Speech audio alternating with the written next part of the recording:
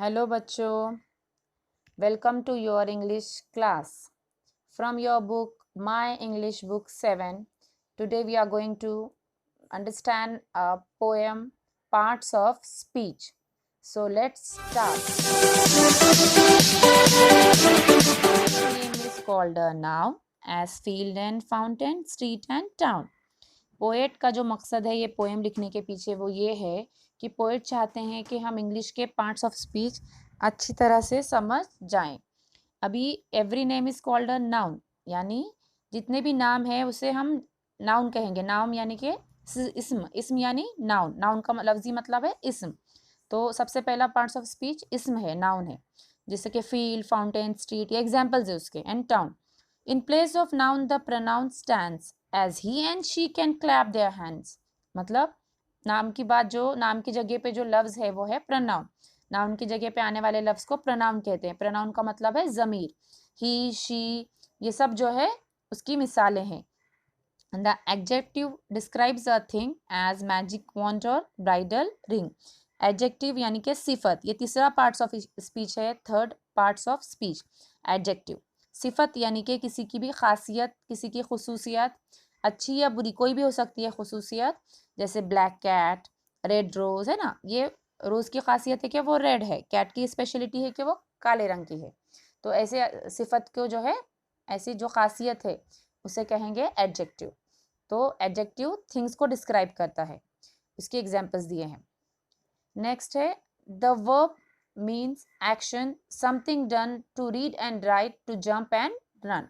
verb यानी कि action word. Action word यानी फेल या काम जिसे कहेंगे आम जबान में. तो verb का मतलब होता है कि कोई भी एक्शन जो किया गया है, something done, जैसे कि रीड, राइट, जंप, रन, ये सब उसकी मिसालें दी है पोएट ने.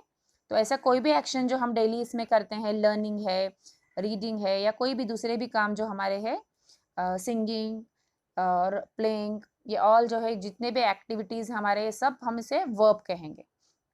How things are done, the adverbs tell, as quickly, slowly, badly, well.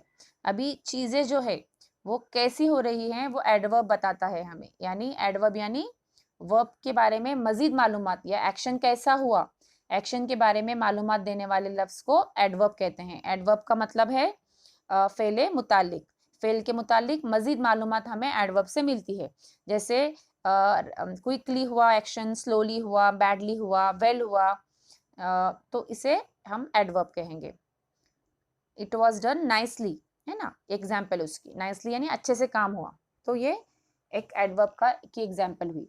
अगला है the preposition shows relation as in the street और एट द स्टेशन. अभी प्रीपोजिशन का मतलब है हुर्फे जार. हुर्फे जार क्या दिखाता है, रिलेशन दिखाता है. यानी दो अल्फाज के बीच में जो है रिलेशन, ऐसे अल्फाज जो दो अल्फाजों को जोड़ते हैं, दो जो जुमले के अधूरे जो है मीनिंग को मुकम्मल कराने वाले अल्फाज को हम हुर्फे जार कहेंगे. इन, ऑन, नियर, बिटवीन, ये सब प्रीपोजिशन के मिसालें हैं. नेक्स्ट है conjunction join in many ways sentences, word और फ्रेजेस एंड फ्रेज. अभी कंजक्शन जो है, कंजक्शन ये अगला पार्ट्स ऑफ स्पीच है. ये क्या ज्वाइन करता है, बहुत से जुमलों को, अलग अलग जो है अल्फाज को और फ्रेजेस को जोड़ता है ये कंजक्शन. जैसे कि और, एंड, ये उसकी एग्जाम्पल्स है. ऐसे बहुत से है कंजक्शंस जो दो जुमलों को या दो मुकम्मल जो है फ्रेजेस को जोड़कर एक मीनिंगफुल सेंटेंस बनाते हैं. द इंटरजेक्शन क्राइज आउट हाक, I need an exclamation mark.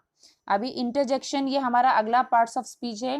Cries out हाक यानी हाक, ये ऐसे हैरत में निकल रहा है, अफसोस में निकल रहे वाले अल्फाज जो रहते हैं, हैरत में, अचानक वाली सिचुएशन में.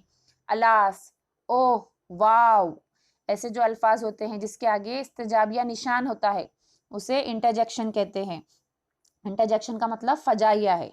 जैसे अभी हमने पढ़ा कंजक्शन यानी कि हुर्फे अतफ था वो, तो इंटरजेक्शन यानी फजाइया यानी हैरत जाहिर करने वाले अल्फाज.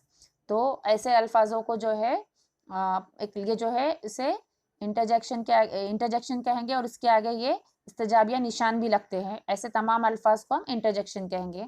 ज़्यादा नहीं है, इंग्लिश में लिमिटेड हैं, लेकिन काफ़ी इंटरेस्टिंग होते हैं ये वर्ड्स भी. Through poetry we learn how each of these make up the parts of speech. Poetry के ज़रिए हमने पढ़ा किस तरीके से ये तमाम पार्ट्स अल्फाज मिलकर जो है ये सब मिलकर पार्ट्स ऑफ स्पीच को बनाते हैं या जुमले के अज़ाए कलाम बनाते हैं या लफ्ज़ के मुख्तलिफ ये जुमले के मुख्तलिफ हिस्से को ज़ाहिर करते हैं। पार्ट्स ऑफ स्पीच के लफ्ज़ी माने अज़ाए कलाम है।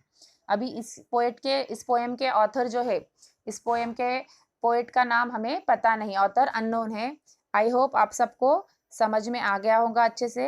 अब आपको क्या करना है, ये पार्ट्स ऑफ स्पीच का एक ट्री है नीचे दिया हुआ पोएम के, तो इसकी प्रैक्टिस करनी है। इसके अलग अलग पार्ट्स ऑफ स्पीच के पार्ट्स लिखने हैं इस बॉक्स में, और इसके जो लीव्स है उसमें उसकी एग्जाम्पल्स आपको डालनी है, और आप इसे बाय हार्ट करें ताकि आपको पार्ट्स ऑफ स्पीच भी बाय हार्ट हो।